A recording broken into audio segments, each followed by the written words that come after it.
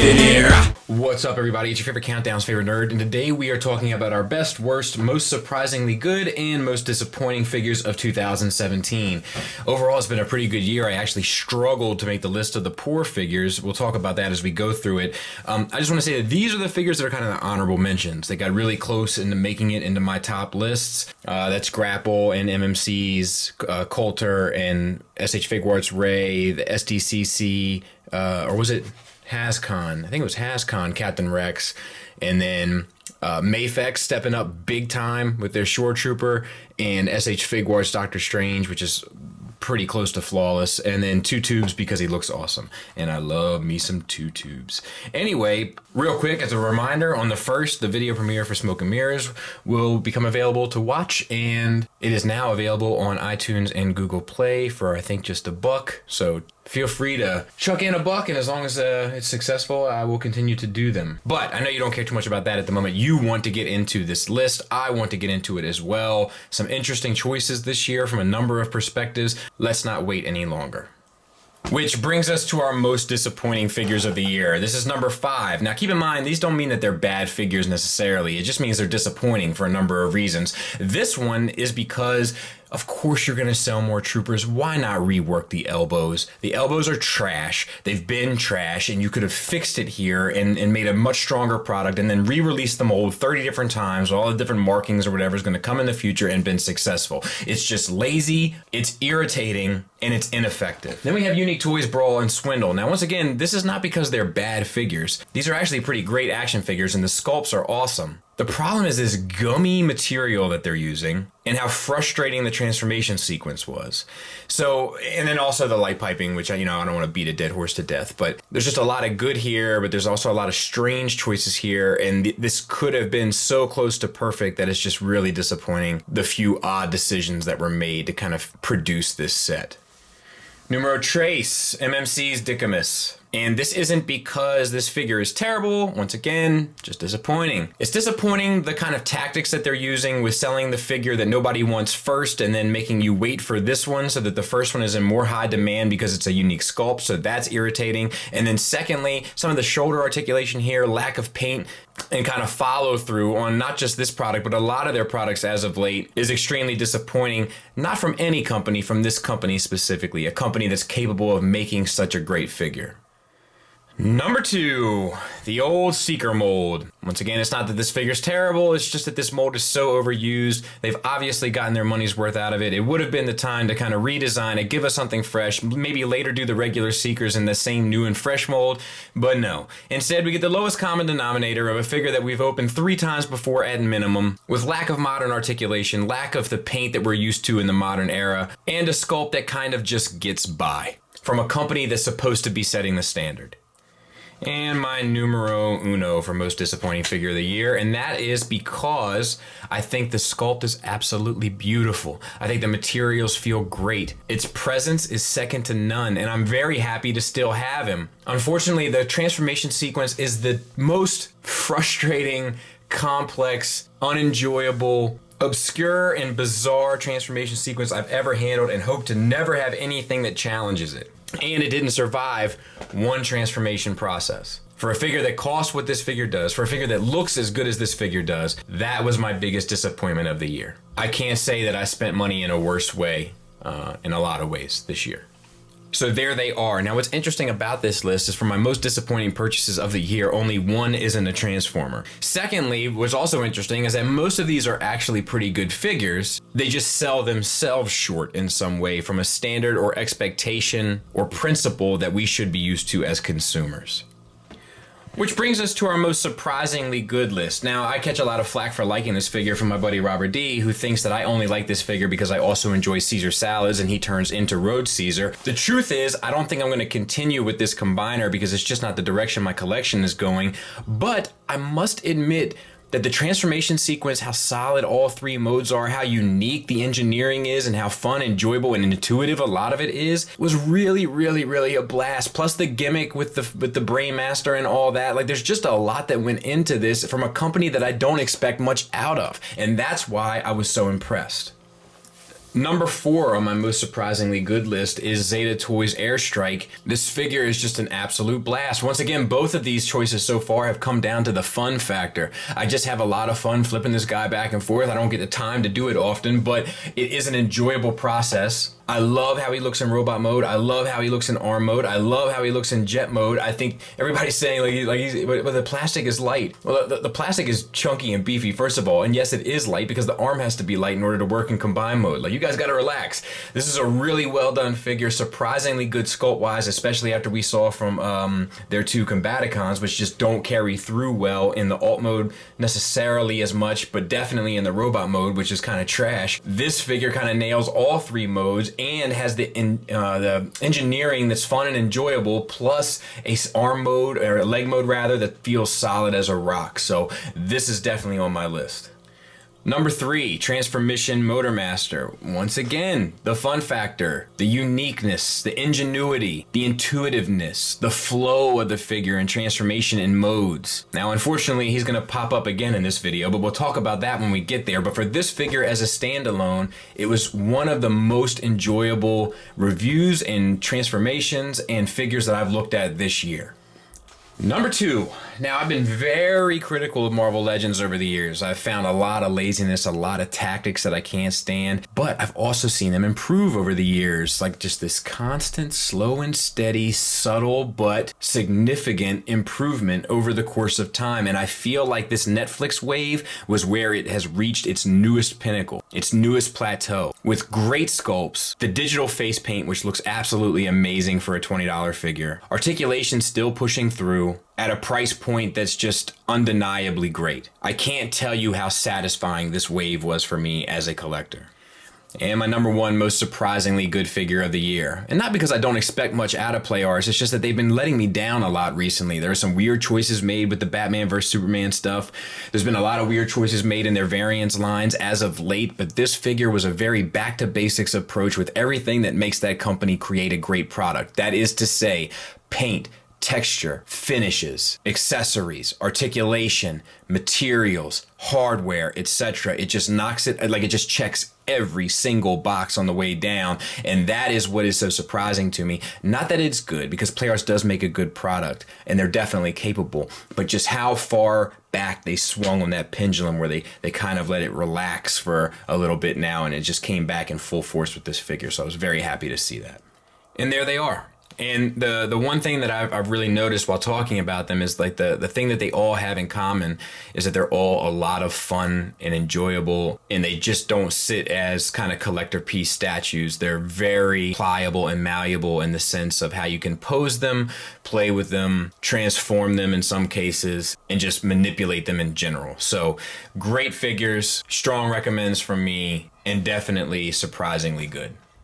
What's interesting about my worst list is that, one, I didn't buy that many bad figures that much. You know what I mean? This year, I didn't buy that many. This is still a good figure. It just happens to be on my worst list. But what's also interesting is this is the only SH Figuarts to make any of my lists this year. Ray got really close to making best figure of the year bracket, but not this year. And the problem with this figure is the likeness, the sculpt, the digital face paint, the articulation, because of the trench coat thing, and the price at that exclusive price point. Had I spent regular money on this, like the $60 or whatever most of them run, I would have never included this. But because this is so expensive and it's so subpar in comparison to the rest of their releases, it's got to end up where it ends up.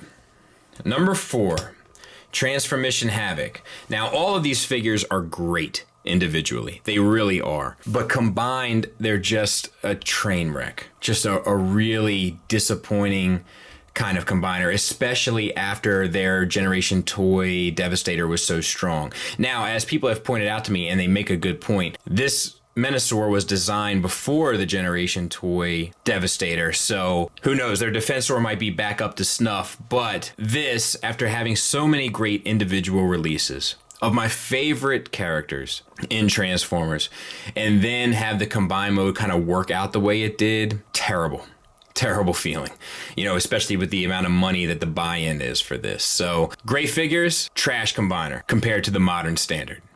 My number 3 worst figure of the year, Nmc Cyclonus. Not only does this mold not really work for this character as well, and is shoehorned in from another mold, but this character is far more important. So everything should have been shoehorned into this mold. Plus the glossy plastic ends up making it look cheap. The sculpt is off. It's just not good. I mean, it's fine.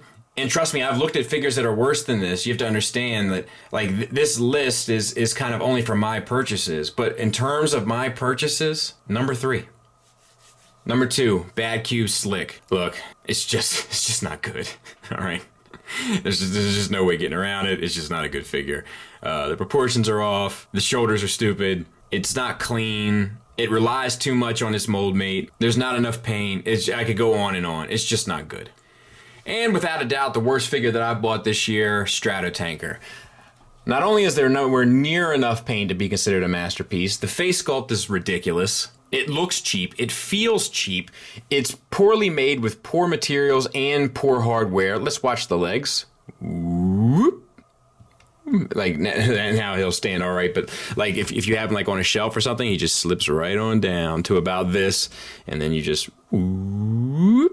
It's just really, really bad, especially after KFC has had so many solid releases this year, to include Klaatu, which is one of my favorite releases this year, even though I didn't buy it. So just a real bummer, a real letdown, and just like, it's just hard. Honestly, it's hard to say anything good about it, really, at the end of the day. And there they are. Like I want to stress again, the Stunticons individually, brilliant. Collectively, yikes. I also want to stress that Hawkeye at the regular price point would have been fine. I don't really have any saving graces for the other 3. The other 3 are just definitely some of my worst purchases for the year. No doubt about it. And then our top 5. So number 5 would be the 3 3/4 Praetorian Guard, then the Hasbro Praetorian Guard, and then the 3 Figuarts kind of in any order. I'm kidding. Just look. I couldn't resist, all right? Which brings us to the top 5 figures of the year, and my number 5 is Rick Defend from DX9. I think it's simple, I think it's painted, I think it has the aesthetic and sculpt knocked out, I think that it's affordable, and I think that it is made with good materials and hardware. Easy enough transformation and intuitive enough to flip back and forth on your own without having to look at a guidebook every 2 seconds. A really great, solid figure. Just a strong release. Not a lot of bells and whistles, but a strong release at a decent price point. Number 4, this is the figure that sold me on Hot Toys. This is the figure that made it all click for me in terms of what people have been bragging and ranting and raving about. This figure had the articulation, it had the sculpt, it had the likeness, it had the accessories, all the soft goods worked fairly well and appropriately, and the display presence was next to none. An absolutely amazing, stunning representation of this character. Number 3, Make Toys Howling Meteor, which has redefined the third-party versus official argument and created a figure that dramatically needed an update, and it knocked it out of the park. Face paint's a little dark, but it's also fairly well appropriate. Maybe a stronger metallic fleck would have fixed that, I'm not sure, but a great representation with tons of articulation, brilliant paint, and in a way, it's the Starscream we've always deserved. Half the price of the official, just about, with more articulation, more paint, arguably better sculpt, and in my opinion, better materials. Just an absolute knockout of a figure. Number 2, Bandai Solar Jojoken Voltron. In my opinion, the truest, most masterpiece style design of this character and release to date. We got chrome, we got diecast, we have paint, tons of accessories and display options. Tons of articulation in the lions, and more than enough articulation in the bot to get you by. Just a stunning, dead-on, highly cartoon accurate, but also with the sense of maturity that I love in a figure from a company that knows their way around a release. I feel sorry for those who didn't get in on this initial and are trying to hunt it down on the secondary market. Hopefully they'll re-release it because it is a stunning figure and you do need it badly. A really, really well-executed release. And my personal figure of the year, Fans Toys Sovereign. I'm sorry, Fans Toys Sovereign. This is a figure that stops people dead in their tracks at my house and ask what's this about. It's beautiful. The sculpt is amazing. The paint is outstanding. The articulation is more than I would have predicted from a bulky figure like this.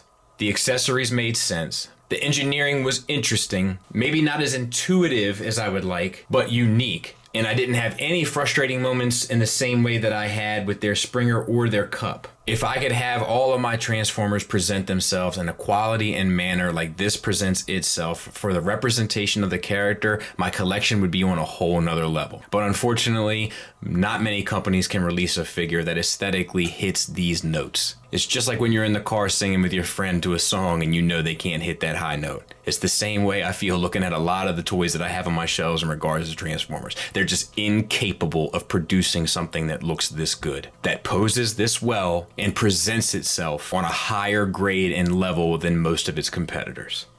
So there's my top 5, and the only one that's really surprising is this DX9 fella that kind of slipped in. The rest are all made by highly reputable companies that are known for making great figures, so it kind of makes sense. However, I don't think I've ever given Fans Toys a #1 before. I could be wrong. I've given it to MMC twice. I can't remember what the other ones, but I don't think I've given Fans Toys Figure of the Year before. So this is a first for them for me, in spite of what people say I treat them. But regardless, you'll be satisfied with any of these purchases. Any of these 5, if you're a fan of any of these characters or these scales or lines or whatever. They are great representations. They have a shelf presence that it hits the notes exactly how you'd like them to be hit. And they make you feel satisfied as a collector and as a person that just shelled out some pretty significant money.